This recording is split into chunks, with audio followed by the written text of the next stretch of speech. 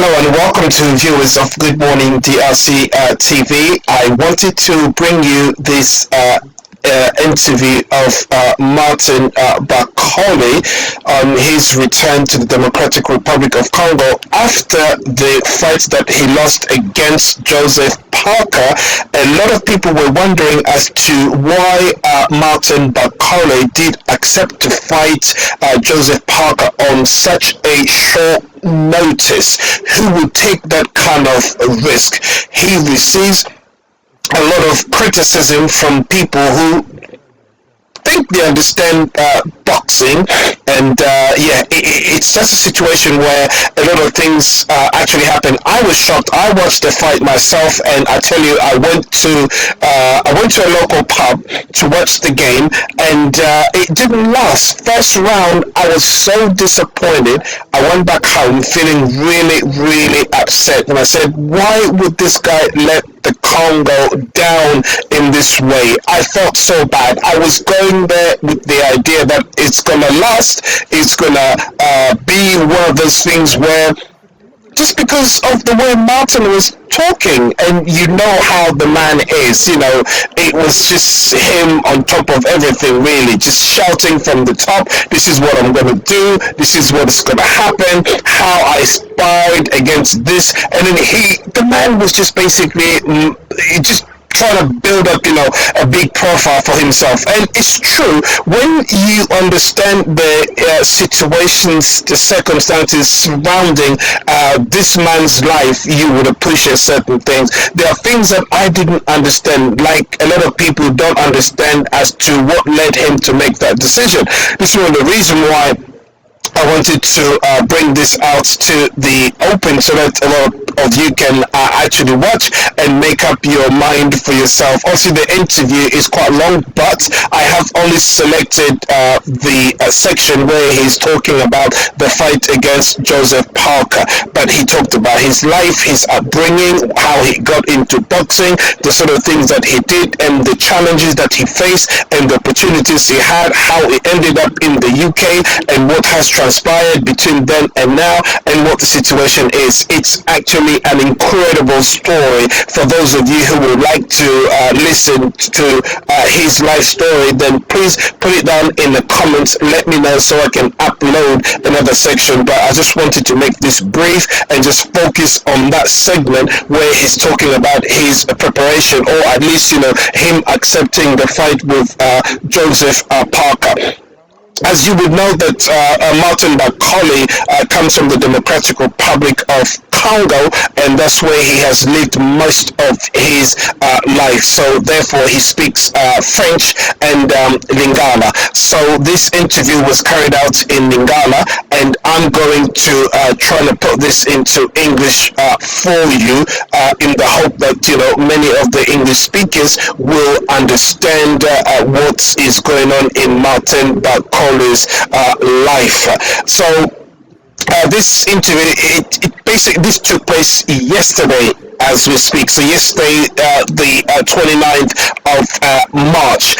I don't think he has given this much details to the interviews that is given outside of the country, but here, as you can imagine, is so relaxed. He doesn't normally do a lot of talking in the DRC, but he trusts the local media outlet, so therefore he was relaxed and he could talk about so many things that he doesn't really talk about. So this is why I thought that my viewers would or might find this interesting. So I really want to know your opinion. If you do like this, then please do let me know in the comments below, and as I said, I will upload more videos. But what a man, and what a story, and what the circumstances that led into this. It's actually thrilling, and after listening to him, I've kind of made up my mind, or at least change my mind to what it was before, because obviously I understand the context, I understand the circumstances, and I understand his life, and I understand where he stands, and I understand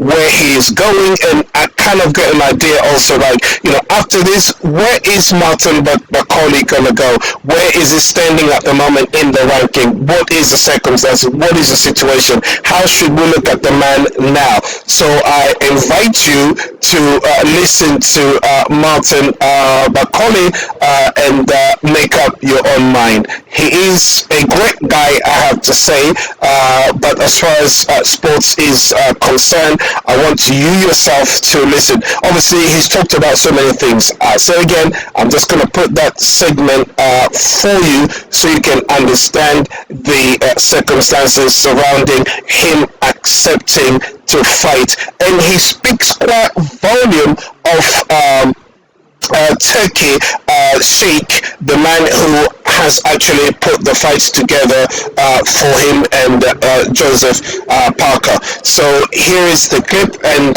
yes, I hope you enjoy it. Please do subscribe and share this, and yes, thank you so much. There you go. President is really supporting me.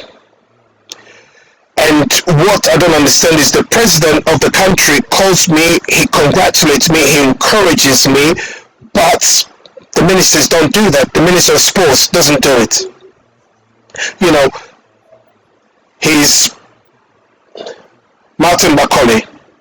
So let's talk about Anderson. We hear that after that fight, Jared Anderson talked a lot. He was well ranked than you. I mean, how did it happen? How did you wind up fighting Anderson?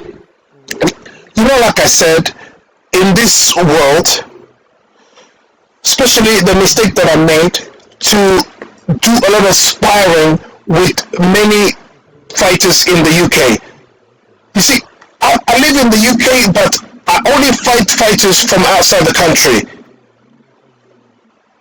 So when they proposed me to fight Anderson and he was number one, and as soon as I heard that, I said it's the US, and I said yes, I'll go and fight. I knew he's not my level, and he's basically pushing up the ranks, but he just wanted to get the money that was proposed, so that I went to fight him.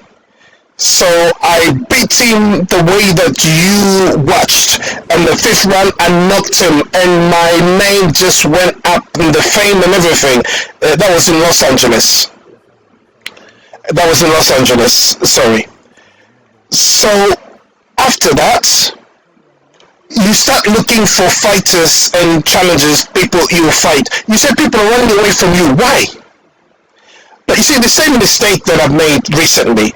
You said your name is not selling tickets, you're not well known, but now you are known.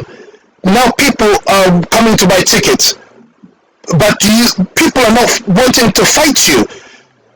So now, when I met the Turkey, the promoter, he started now giving me fights where I've just been fighting Joseph Parker. There is a lot of polemic surrounding that fight.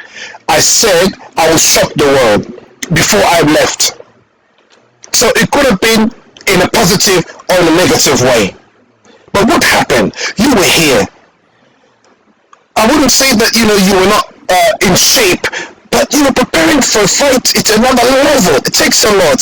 And we were seeing you going around, like in Kinshasa, you come to relax, but they just proposed this to you in a couple of days and you accepted.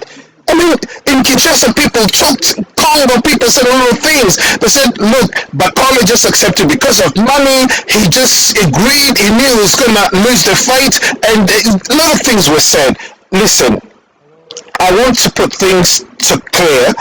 People need to understand this. I've been now 9 years, of professional boxing, but I've been in the UK. Let's put it this way.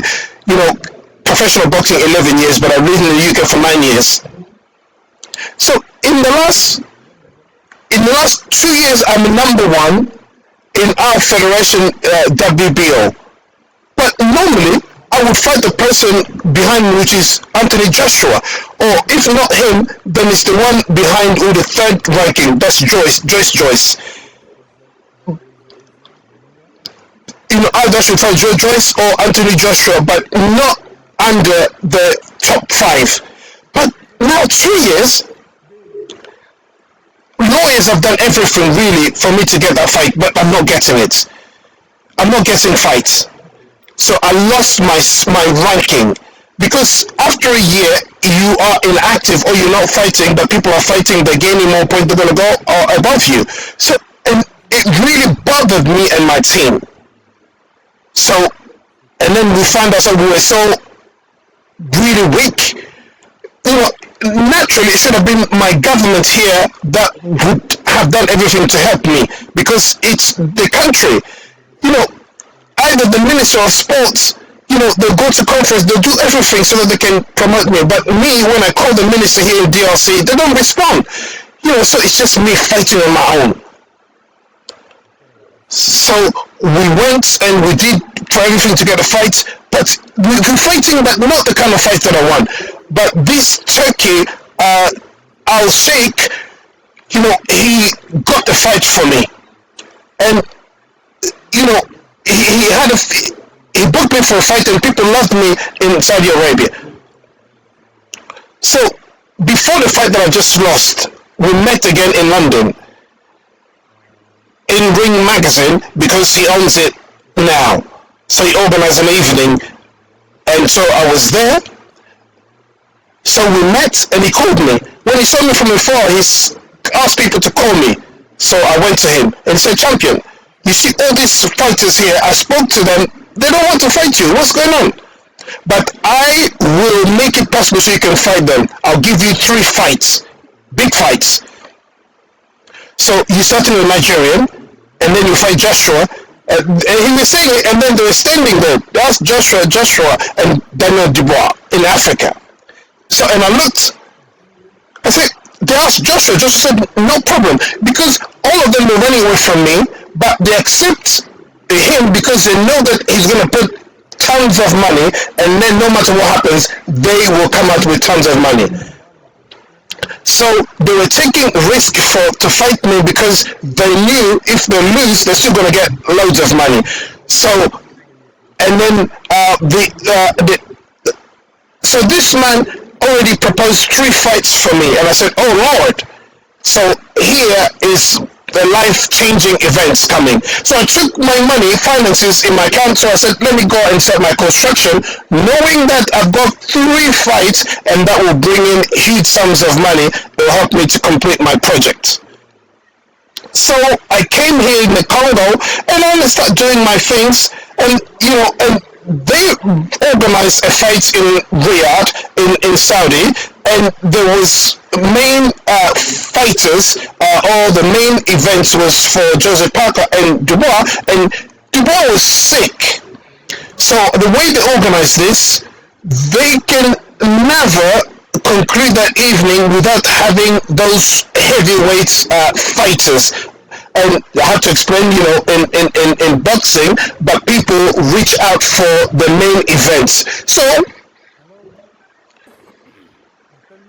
they looked at Daniel Dubois, he was sick. So Parker was prepared and ready. So they had to find another fighter to replace Daniel Dubois. So they looked around, people came there a week prior so they can get ready. So that evening, things had to happen. They could not cancel this, otherwise it would have been a great waste. So they contacted boxers, and so you had to be in, everything had to be in norm. So you would have done your test, send all the results to the federation, and everything had to be ready. So they contacted people, but it seemed like there was no one. But thank God for me, I did all the preparation in terms of medical, and all the data was sent to the federation.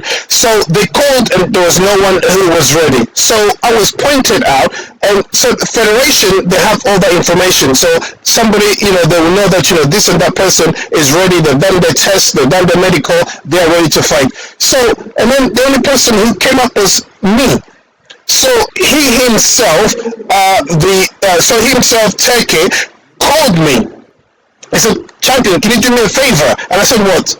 He said, "The only person who can save this evening, this show, it's you.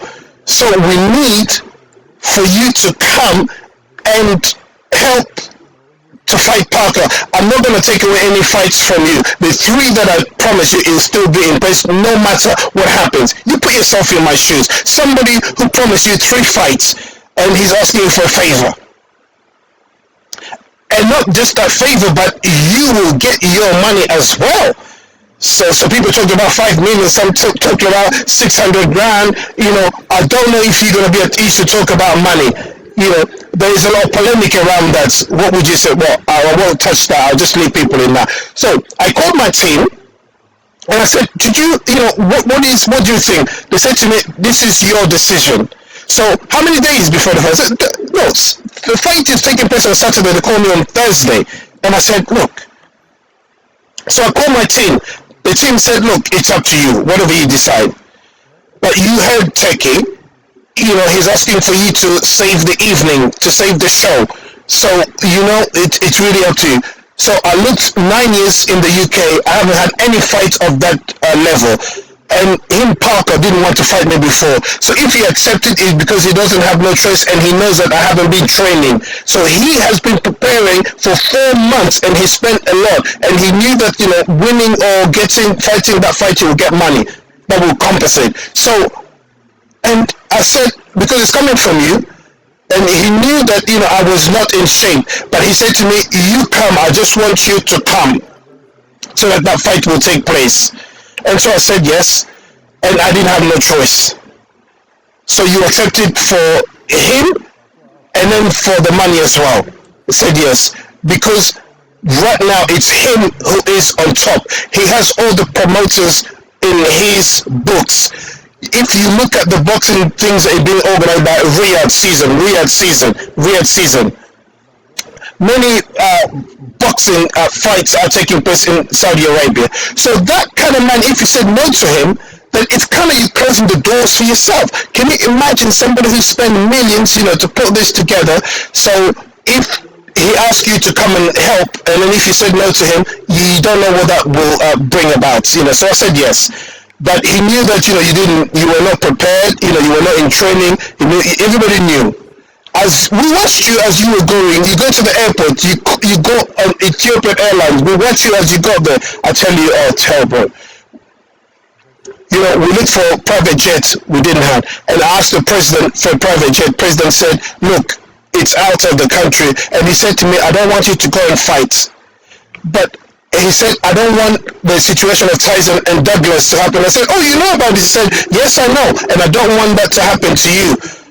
Yeah, President knows about boxing. So when he said that to me about Douglas and Tyson, because Tyson was in prison, Douglas was training, so I said, yes, you know. But I said to him, look, that man, the one who's asking me for this, I have no choice, but I can't say no to him. I'm sorry. So we tried to find a private jet, we couldn't find it. The only option that was to get Ethiopian Airlines, and I took my man here, and then we left. So, in Congo, the people criticizing me, but other people elsewhere, they are really encouraging me. They said it's never actually happened that you accept a fight in 2 days, and yet you have to fly out to get there on the day and the night of the fights. We spent the night flying, and when I got there, it was 3 a.m. when I got to the hotel, and then there were people who were waiting there for tests, for drug tests and everything, doping tests. They take your urine, and so until about 5 o'clock I was still up, and yet I'm fighting at about 4 p.m. So it was an enormous sacrifice, but I did it for the man who is on top. And the proof is that I'm still fighting in May here. But people forget something here. People who are researching about boxing, they can understand a little bit. The man I was fighting for, he was looking for a world title. So if I had won that game, I would have been champion of the world. This is what people don't understand. So it was a risk. You could have prepared yourself, and then, that punch, if they hit you here where they hit me, you will just go dizzy and then it will shake your legs. But people don't believe. They're thinking you are strong, but they know your capacity, you resist, they know your strength. But it's so, that fight, They said that it just basically touched your head, and then you went down. But before that, even seconds prior to that, he really hit you hard, but yet you endure that. They said, look, this was just a fixed match. We don't understand. He just went to lose and just get some money, and then he's gonna come. He sacrificed his career, just because of money. Many things have said. They say, look, you are now a popular person, and yeah, they're right. They have the reason to say that, but you need to understand this. If I told you 9 years I haven't had a fight, I come to understand that fighting is a business, boxing is a business, and people are saying it. The promoters are saying it. When they're saying that you're not selling tickets, everybody's looking at money. So effectively, in the UK, I'm not gonna sell live because they're not supporting me there. Because I have a Congolese passport. I'm not British, so they're not really supporting me. If the fight is gonna happen in Congo, in stadium, and people got their tickets and everything, I'll be fighting every year, and you will see how I prepare myself. But now I'm fighting in the UK, and I have in the neutral ground, I can do whatever. You see, I've been there 9 years. They haven't given me any fights, so I've come to understand this is business. This is business. You have to adapt. You have to adapt to reality. So I told you, somebody who is now promoting fight is Turkey Al-Sheikh. It's him. So he's the one who's asked me for a service, and I couldn't say no to him. And he knew that it would take about 4 months for training to fight. It's a must. You must do it. But because he's got a name, that's what he did. Whatever he did for people to accept me to fight. Otherwise, they wouldn't allow that to happen. So people don't understand this, and they don't understand these realities. So this is why we do sparring. Is to help you so that your body to be in shape and to understand. So when you go into the ring, you are already in shape, and then you know how to fight. But people, he really hit me, and that really touched me. And I tell you, I felt it, and as I went down, you have to understand, I didn't talk to anyone prior to me getting in that ring, so nobody could have corrupted me or fixed that match. No. How we prepared, we got to that stage. I had no time even to prepare or fix the game. Or people need to understand this, that since the fight I had with Anderson until the day that I fought, I've never been in the ring in terms of proper preparing myself for fight. I was keeping myself. I was training to keep in shape. But you see, you are here in Kinshasa. You've been distracted. You see, look, I'm not distracted. But you are in Kinshasa. You are not investing in different things, and you are now, everybody's seeing you in different places. But I want people to understand. I'm a professional. As a professional, we prepare ourselves. So we announced a fight 5 months prior. So now I have my time to prepare to get ready. Like for me, I know myself. I know that if I have 1 month, I can prepare for a match. It depends on the title as well. If it's just for some kind of title, it takes me 3 months. But since Anderson fights, so we were ranking first, so I had to wait for other people to fight so that my turn will come. So my team allowed me some time to come and recover. So that's why I was there for 4 months. I had a cut here, so they wanted me to take time so I can heal and recover properly. We didn't have that fight in mind, so the next fight was just basically in June or May. So we were preparing towards something else. We were thinking that we're going to fight, Anthony Joshua. So this is something that just basically came out of the blue. But if it came out early, I would have had my time to prepare. But you've lost your ranking. But in any game anyway, if you lose, your ranking will go down. Do you regret it? No, I will not regret. Do you trust your manager or the promoter? So now you've got your money, but you've lost your ranking. But it wouldn't take me. Look, the fight that I have in May, if I win that, then I'll go back to where I was before. But we're now at the end of this.